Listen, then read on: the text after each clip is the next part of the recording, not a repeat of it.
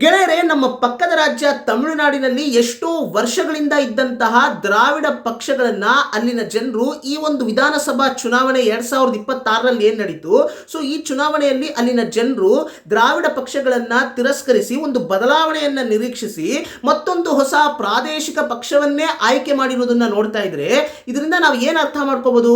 ತಮಿಳುನಾಡಿನ ಜನರು ಒಂದು ಪ್ರಾದೇಶಿಕ ಪಕ್ಷಕ್ಕೆ ತುಂಬಾ ಪ್ರಾಮುಖ್ಯತೆ ಕೊಡ್ತಾರೆ ಅನ್ನೋದನ್ನ ನಾವು ಅರ್ಥ ಮಾಡ್ಕೋಬಹುದು.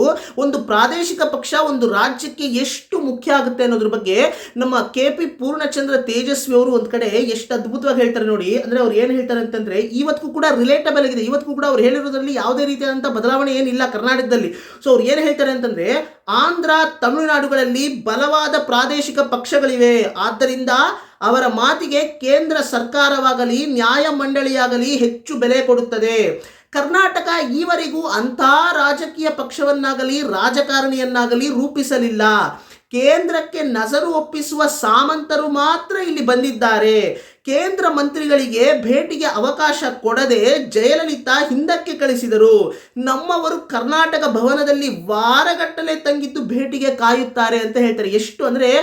ಎಷ್ಟು ಬೋಲ್ಡ್ ಆಗಿ ಅವರ ಒಂದು ಅಭಿಪ್ರಾಯವನ್ನು ಆ ಒಂದು ಟೈಮ್ ಪೀರಿಯಡ್ ನಲ್ಲೇ ಅವರು ವ್ಯಕ್ತಪಡಿಸಿದ್ದಾರೆ ನೋಡಿ.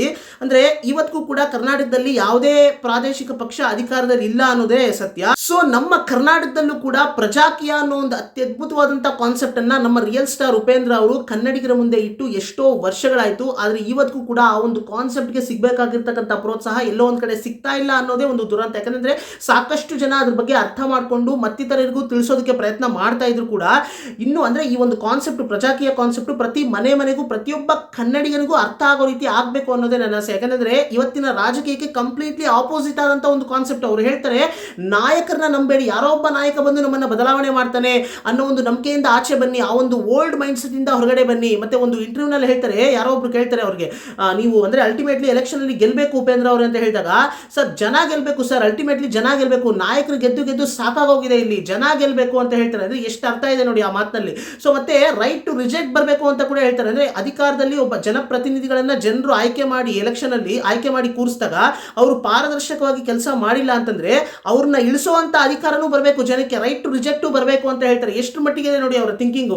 ಸೊ ಹಾಗಾಗಿ ಈ ಒಂದು ಪ್ರಜಾಕೀಯ ಖಂಡಿತ ಫ್ಯೂಚರ್ ಅಲ್ಲಿ ಬರುತ್ತೆ ಅನ್ನೋ ನಂಬಿಕೆ ಇದೆ. ಅಂದ್ರೆ ಪ್ರಜಾಕೀಯ ಕರ್ನಾಟಕದಲ್ಲಿ ಬಂದ್ರೆ ಇವತ್ತು ತಮಿಳುನಾಡಿನಲ್ಲಿ ಆಗಿರ್ತಕ್ಕಂಥ ರೆವಲ್ಯೂಷನ್ ಏನು ನಿಜವಾದ ರೆವಲ್ಯೂಷನ್ ಪ್ರಜಾಕೀಯ ಕರ್ನಾಟಕದಲ್ಲಿ ಬಂದಾಗ ಅದು ನಿಜವಾದ ರೆವಲ್ಯೂಷನ್ ಅಂತ ಹೇಳೋದಕ್ಕೆ ಇಷ್ಟಪಡ್ತೀನಿ ಸ್ನೇಹಿತರೆ. ಯೋಚನೆ ಮಾಡಿ ನೋಡಿ.